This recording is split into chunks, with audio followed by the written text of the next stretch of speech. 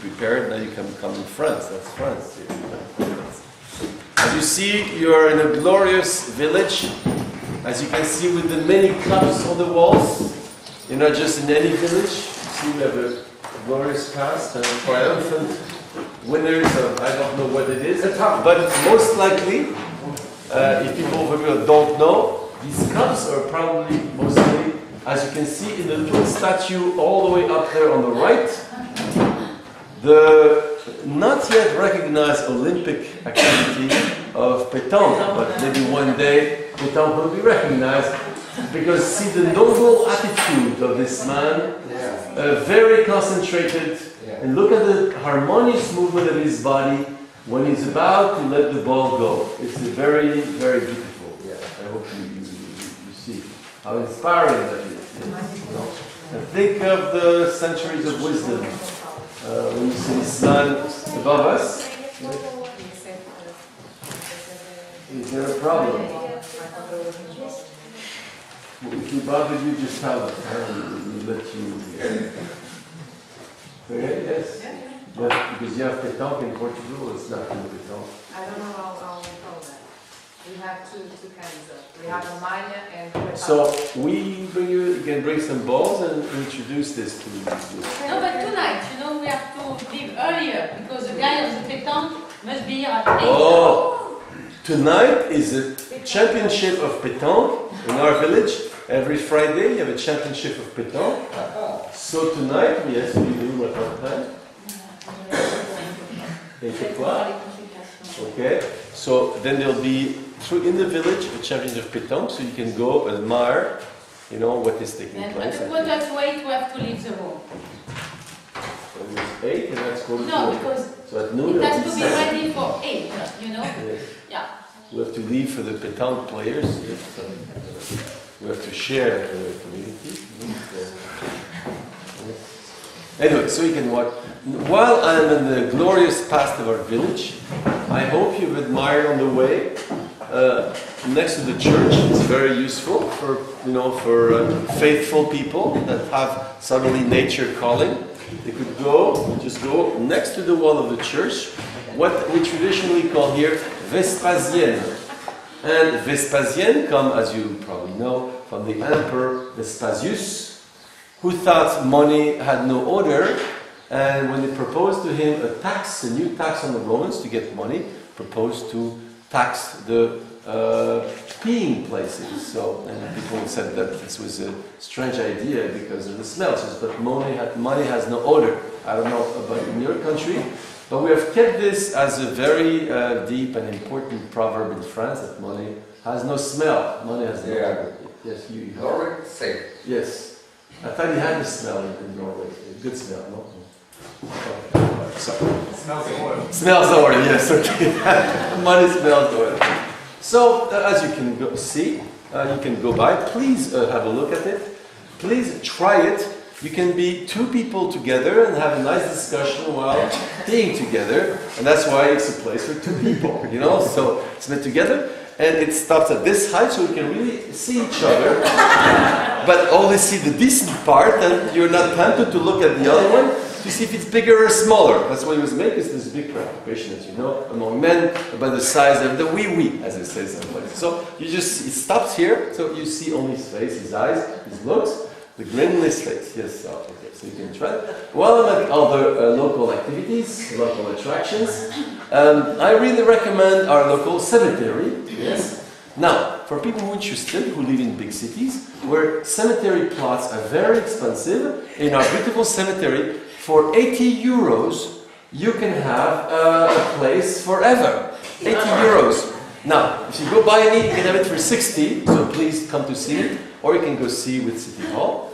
But you can have for the whole family, and the whole family you get a reduced price. Yes. So. Yeah, I know. He asked me already. I said no. Yeah, well, some people don't understand the beauty of eternal life and the eternal togetherness. Yes. Because here, when you marry, actually in France, you marry at City Hall, and they say until death departs you. Some people take it literally. That it's until death departs you, like Isabel, but others like me think no, death is still, beyond, you stay married. you know, you make the chocolate with your spouse forever. Yes. So, just different perspective. Other very beautiful site. We have, like see, next to the place to pee, there's a church, right? And this church is open during the day, and if you want a place where absolutely no one goes, it is the church. So if you want a place to meditate and you will see no one, that's a church. So please see the church. I really I invite you to see the beautiful blue ceiling. You see the heavens in our ceiling. Why don't we work in the church? Okay, see, that's another difference in our marriage. I thought the church was a nice place to stay. But my wife was, as you saw, a very particular vision of things. The church is not the place to think, you know. Now you ask her why. I don't know. That's true. Okay, so you belong to the same school, so I invite you to see that. But the cemetery is very interesting. You see some very old tombs, you know, which are almost crushed into the ground. And they, you know, when you think that vanitas vanitatis, that we come from dust and we'll go back to dust. This cemetery really will, you know, you can enjoy the sight because actually tombs that are coming back into dust, you know, and so it's very interesting. Yes. Did you get the room for free? Which room? Because you were paid by Mary to talk like that? Or you get the room for free? Now you see what's behind it is a certain touch of cynicism, you see. No respect for beautiful things, no respect for tradition. I think everything is just mercantile operations and that we don't have a soul. Our village has a soul, which you should be sharing, because we're not such a cynic. Yes? Okay? Yeah. So now I have a problem because Minke is wondering when I will stop bullshitting and she can start the real stuff, you know? So. But beforehand, I'm trying to wake you up if you didn't notice, you know? We'll see who's awake and who's not. Let me ask something else. So I like our traditional. Did somebody have, you know, some, well, maybe drinking the wine of our Vivant and Alexandre last night? Had a profound insight, yes, something genial you want to share. I heard people genial insight last night about their sexual proclivities, activities, I don't know, wishful thinkings or actual, I don't know what it was, but apparently it was very interesting. So did somebody get a profound insight on the sexual matter he would like to share this morning when he's sober? So please, anyone? Yeah, no? Nobody? No sex? Okay. Okay. So I thought it would be inspiring to prepare for Minke's workshop, but no. Okay. So since nobody is really, you know, very, you know, nobody wants to share, I will share something. You try to give a bit of an example about the workshop of our friend, Secret from last night. I thought it was very interesting. She managed in that workshop to make me contemplate for quite a moment the perspective of just stopping being a philosopher because it looked really ridiculous, you know. So I want to thank you for this. I'm now thinking about my retirement, thanks to you, because I observed the people that were supposed to act as philosophers, and in fact, talking about the sexual connection, the sexual thing, I said, God, these people are totally impotent, you know. It's absolutely amazing how philosophers can be impotent. Now, if that's your idea, was to get us to discover that philosophers are total impotent, I think you did very well.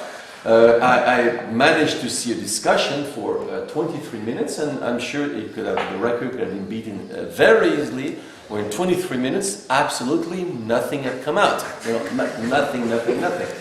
So I don't know if it's because of the talent of our group leader, that, I mean, was very professionally got us to do nothing, or if it was just the close collaboration of every participant, but I was impressed of nothingness, yes, nothingness, which is, although I must say, just a little bit behind the nothingness of the common people, but that nothingness had a different touch. It was a nothingness full of things. So then I thought about Genesis, of course, being a fundamentalist Christian.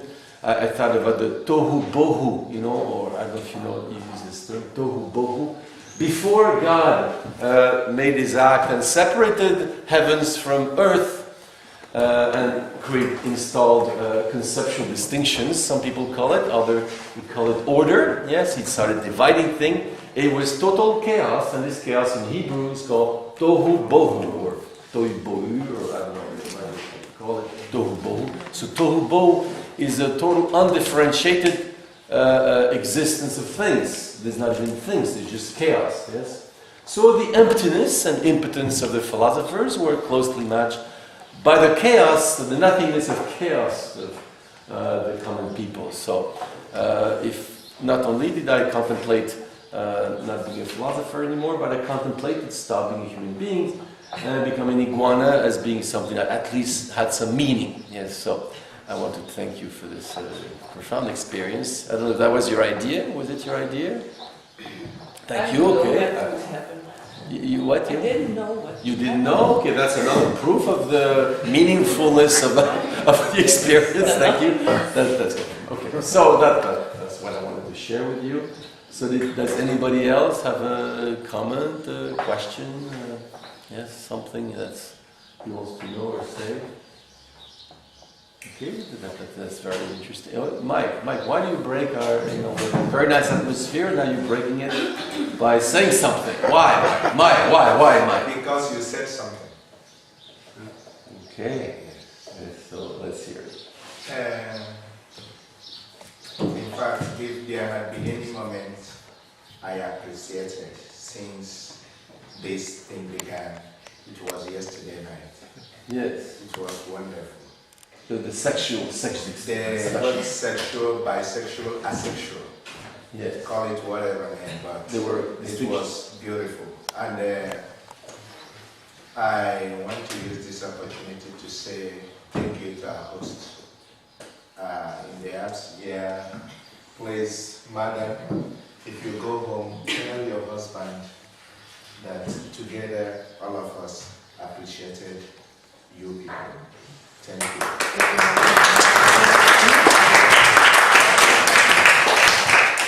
Is there any more official declaration? No, nobody has any. It's always fun, in our village we have a tradition of making an official declaration to inaugurate any meeting, but then after we start drinking, Like when I was in Russia, half the time was just official declaration and half the time was drinking and slapping each other on the shoulder. So before Minke invites us to slap each other on the shoulder, as she's a jolly fellow that knows she knows how to do, we'll see how funny Minke is. Right, Minke? Yes. So, does anybody else have an official declaration? Or don't you have in your country a practice of official? Okay, an official. Now we have an official, yes. No, it's not an official. Well, you are an official. Okay, thank you. Okay, thanks. I just wanted to reflect a bit about the workshop yesterday. One of the things we always hear here is in the philosophical conversation, you shouldn't rush. But sometimes I get nervous because almost nothing is coming out. It takes too long. What was interesting in the discussion of the common people, that in 20 minutes, half an hour, you had a lot of ideas, a lot of perspectives. In the philosophy group, it was emptiness. It was like before the Creator came or something like that. So I found it very interesting, maybe to make a link between these two and to look for a kind of didactic activity in which you can use what the common people have been thinking and to reflect on it in a philosophical way. So I think it was an interesting experiment in order to work in a philosophical way. Why do I say this? Because I think we too much occasions here, we just speak, or there's just interaction between Olga and one person or something like that. I think there was a lot of participation, and I think it has a lot of opportunities to work in a more to introduce more variation in, let's say, the classroom management of a philosophical class. Anything else? Yes, Ivan. I don't know if it's possible. I missed Sound is not very good here. Yes. your gift. Yes, thank you. I missed yesterday, so I don't have the concept of what common people, what is your definition of a common people? Okay. I have mine, but I think it will be not the right one. Good. So We're sure that if you think something, it must be wrong, Yvonne, and that everybody knows that. So thank you for sharing, yes. And thank you for the question. Yes. Yeah, you're always a very special appreciation for your attention, so please anytime. can you explain what? No, you know me, I cannot be Okay, interested I will. in the usual stuff, don't worry. Yes. Thank you, okay? Ilan, yes, please? No. Okay. Yes, the other thing I would like to, because I know that the night was very hard, yes, and dinner, so, but in case you have forgotten, yesterday you have done some consultation with a coach. And I know for some people it was a very troubling experience because to do the consultation with the coach, there were two things troubling, and you tell me what you think about it. One was to think with somebody. For some people, to think with someone is like something unthinkable, but you have to think with someone. And I thought it was funny, some people said, well, before asking the question, ask your coach and see what he thinks about it. For some people, your time was a bit strange, you know. So you have to think together with somebody else. That's I know from France where the famous, if you want to look intelligent, you say cogito ergo sum. And of course, as a distinguished Latinist that you are, you all know that cogito is the first person of the singular, means I, cogito, and sum as well, the first person of the singular. So I think, therefore I am. So if your existence is derived from your thinking as a particular being, if you are not I anymore, you don't exist anymore. So if it's cogitamus, then therefore there's no more subject, and there's no, okay, that you don't have, you're deprived of any form of existence. So if this cogito, if you have to think with somebody, it's not really taking a beating, taking a shock, because you have to think with somebody else. And that's quite difficult. Yes, that was the first thing. I thought you'd tell me I'd like to get some feedback if you can on it.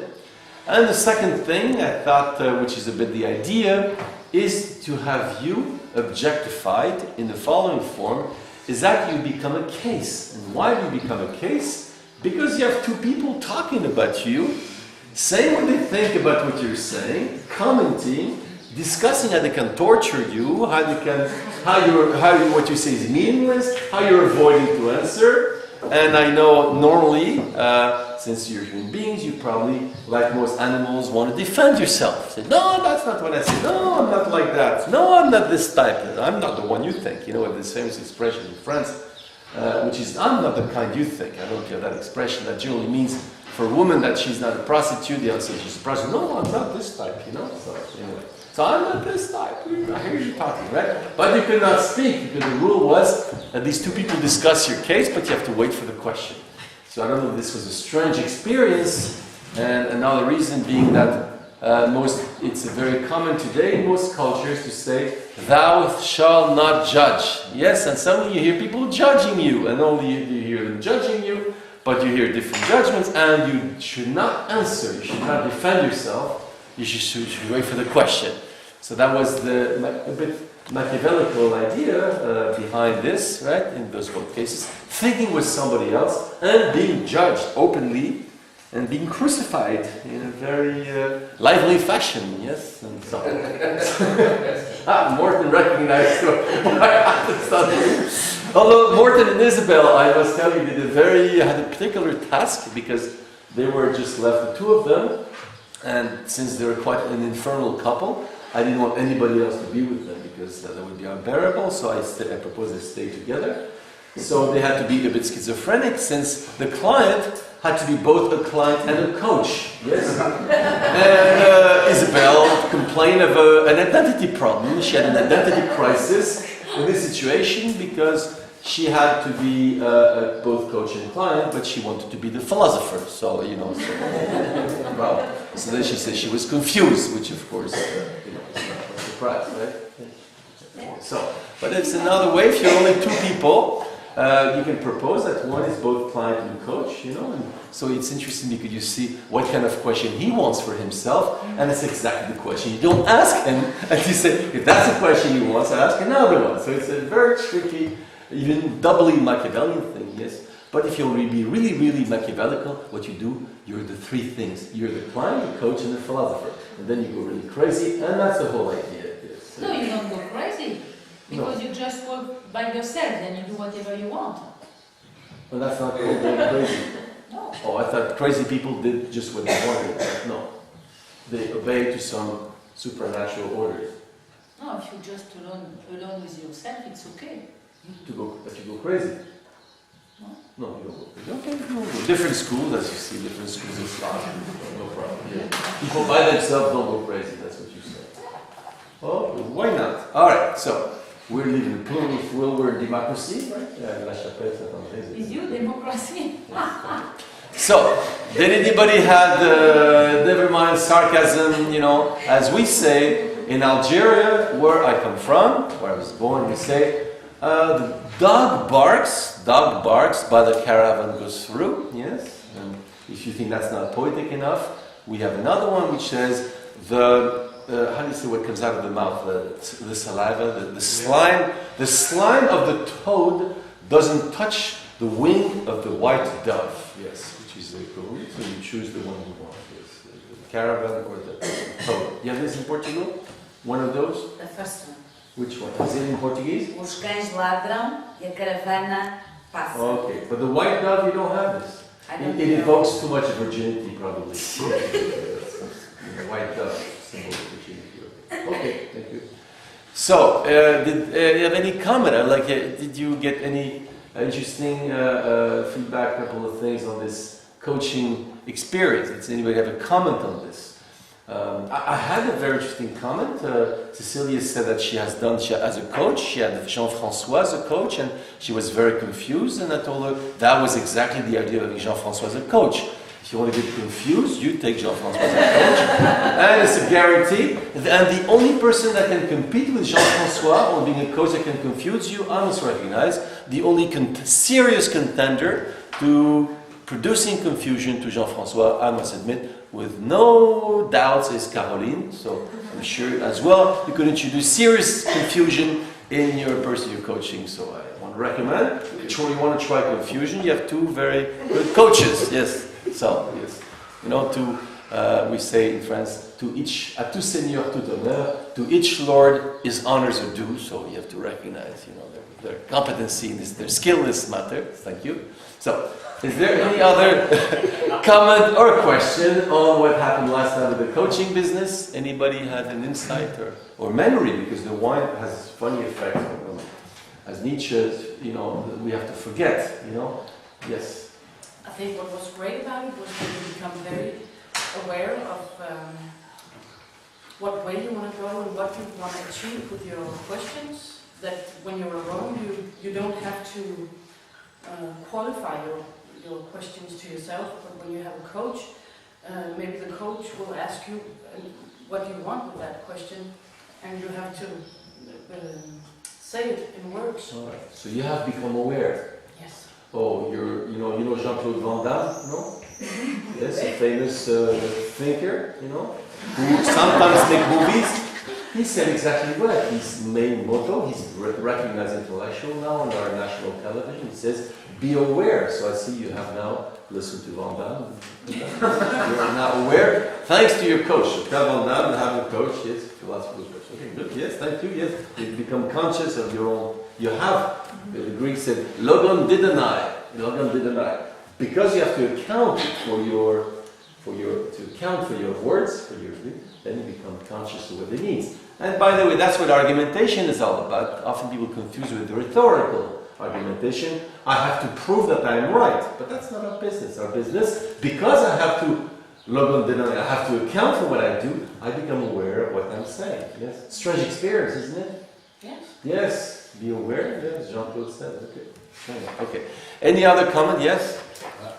I also became aware that Okay. Well, you know, I'm glad you've done this too. Let's go. Yes.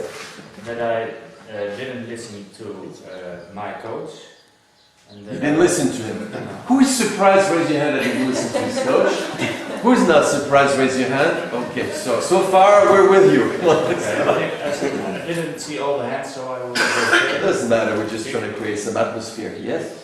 because I didn't listen to my coach. I didn't listen to the philosopher.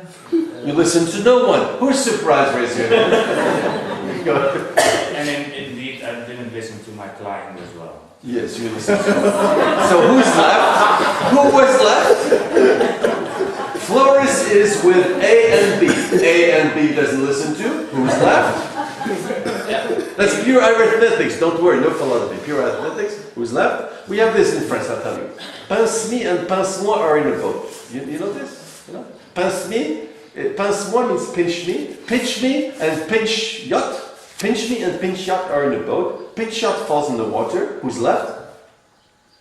Me. No. Listen. Pinch me and pinch yacht are in a boat. Pinch yacht falls in the water. Who's left? The other one, Prince what? It's okay, I think you've done a big effort. we will ask you for more. So you're supposed to say pinch me and the other one pinches you. You know. You have this in Portugal? No? In Belgium? You have this in Belgium, but you're closer to us. You have Spain separating us. And in fact, we share with Belgium another because of course, I'm sorry, I forgot. We appropriate the typical what's Belgian, like Jacques Brel, we make it ours, but it's Jean-Claude Van Damme is Belgian, you know, yes. The French make it. Yes, I really have to apologize for our whole nation on this. Of anything, the rare things which are good in Belgium, we steal them, right? French fries. The French fries, Jean-Claude Van Damme and Jacques Brel, yeah, because what's left in Belgium after that? Morton said something like that, or it was earlier. There are three things there: French fries, there's chocolate, and there's Marc Dutroux. That's okay, this one you can have. You don't. We have to leave you something, so Marc Dutroux, we leave you, yes. But we share, and as well, we have to show that we are two brother countries. We share another famous, what's the other one? That was killing on both sides of the border. Fourniret, we share Fourniret. We have great. Fourniret was killing he was killing French people in Belgium and Belgian people in France. This guy was trying to do something, unite, yes, but the Flemish people were jealous because it only was in Wallonie that he was doing this. So that's created internal problem to Belgium, but internal problem is a Belgian national identity. That was okay. Yes, you know. Yes. Okay. All right. So I did my duty. Okay. Good. So, had you finished sharing with us your personal thoughts? Yes, but nobody listened to you, as you can imagine. No, that's normal. Okay. Okay. So, yes. It's a comment. What? A comment. Comment. Comment, yes. There was a risk with this exercise. Which exercise? Yesterday with client, philosopher and coach. There was a risk, Yes. and you like risk, right? Okay, so can I tell you what was the risk? Yes, go There's so much room for cheating. We're cheating. Yes, for the client. Now, why do you look so happy when you say cheating? Yes. Okay. Yes. Yes. You like cheating? You prefer risk or cheating? Thank you. Okay. So, yes, and what was this cheating all about? Because the client, when you're alone with the philosopher, you're not always conscious, not aware, conscious about what you have said. When they become disgusting, say, okay, probably they are touching something, so let's play again and deviate from this to see if in another way I can find something else. So it's not... So you have done this.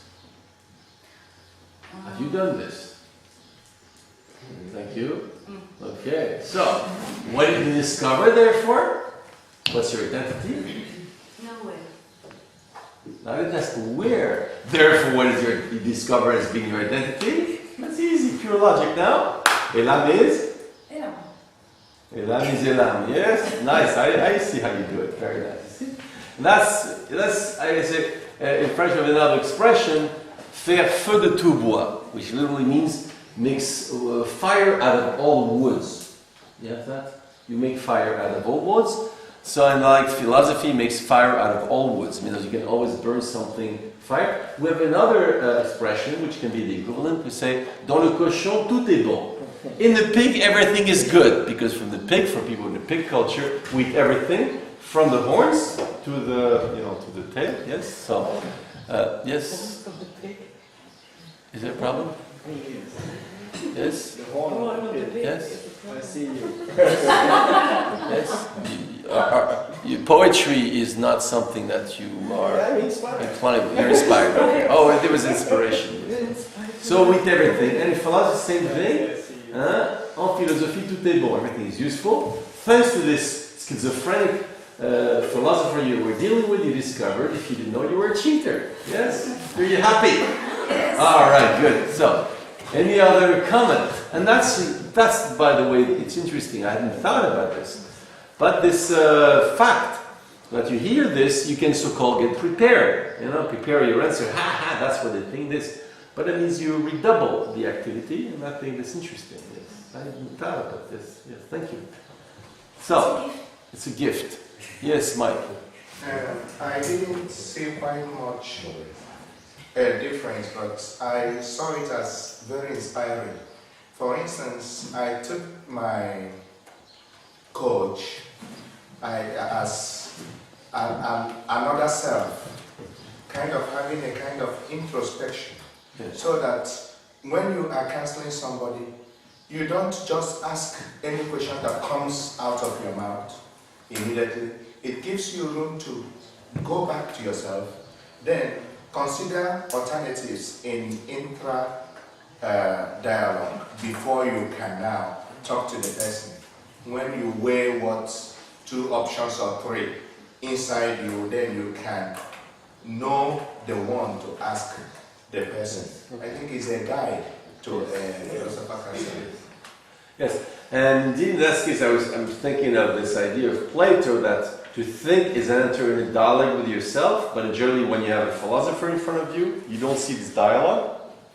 But there, that's the point.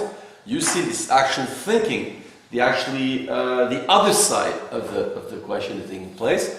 What kind of internal dialogue can take place because you have 2 people doing it, and that's a bit the idea. Because the internal dialogue, the dialogue between the coach and the philosopher, are what could or should be an internal dialogue of a philosopher. If he's not just thinking the first thing comes to his mind, he's internally debating. Do I go there? Do I go there? I was thinking yesterday in a small introduction that minke and Even there was, should we go on the content of what he was saying? When he was saying, I'm astonished, what was he, remember? I'm fascinated by differences, or whatever. Should we go on the content of what he was saying? Or should we go on the relationship to the content?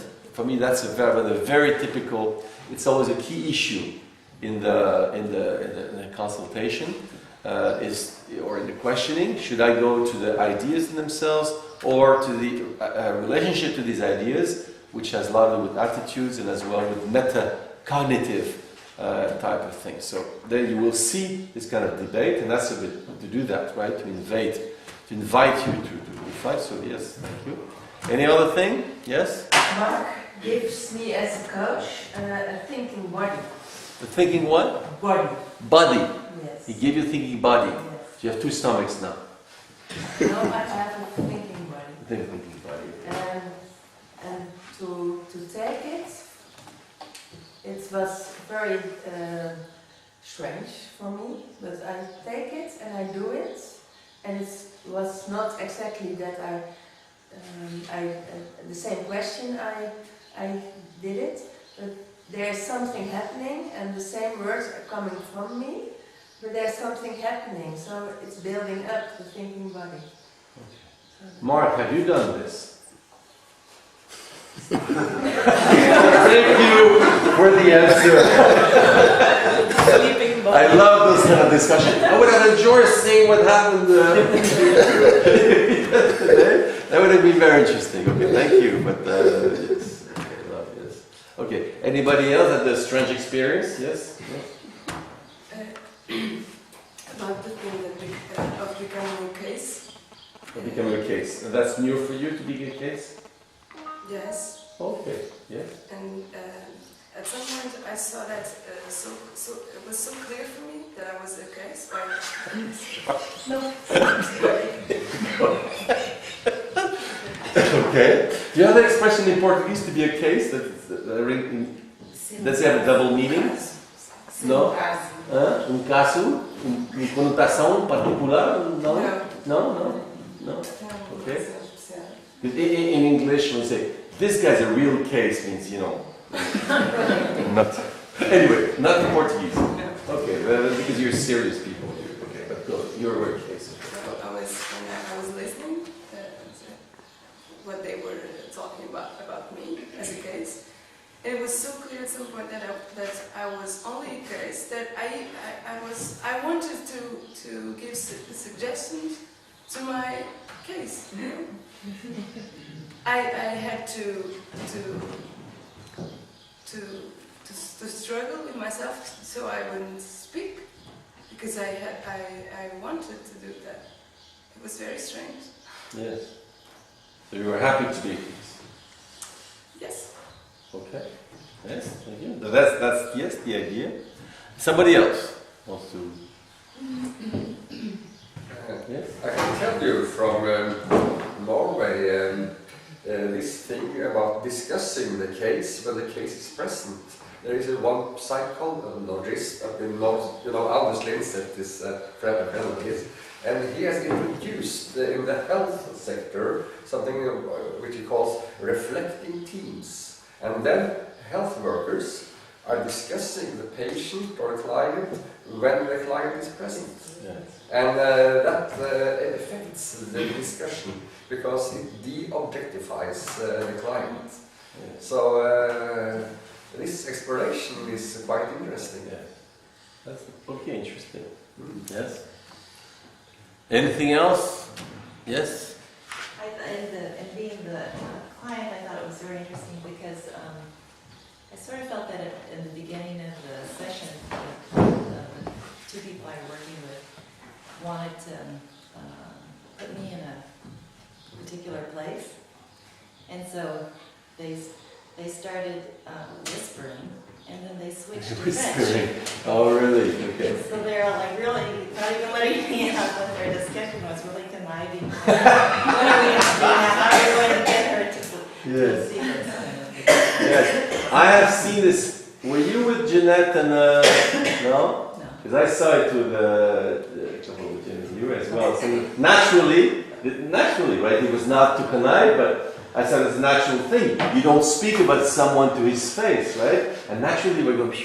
Yeah, so I thought it was really funny because I didn't sing as a plot. I just saw it's so natural. You don't speak about someone to his face. You just say. It was very remember. They said no. He has to understand what you're talking about. Yes, of course. That's funny. Thank you. Yes. But that shows our natural repulsion to speak about someone, in his presence, which is interesting way to reflect. Because socially, you don't do this. You don't discuss about a person like this in front of the person. You do it very honestly when he's gone, but it's only because you don't want to hurt his feeling, of course. He comes out of very good conscience that you don't tell a person what you think of him, It's because you're a very sensitive and humane person. That's what Nietzsche calls the big lie, the good conscience. Yes, I never hurt people. I say bad things about everybody, but never in their presence. I have principles, Yes. So, anything else? Yes? Yes, as the client, it was actually very, very interesting to have the people work in front of you, loud and clear, and expressing this strategy. It was very interesting to be the witness of that, because it's, yeah, very interesting. Why?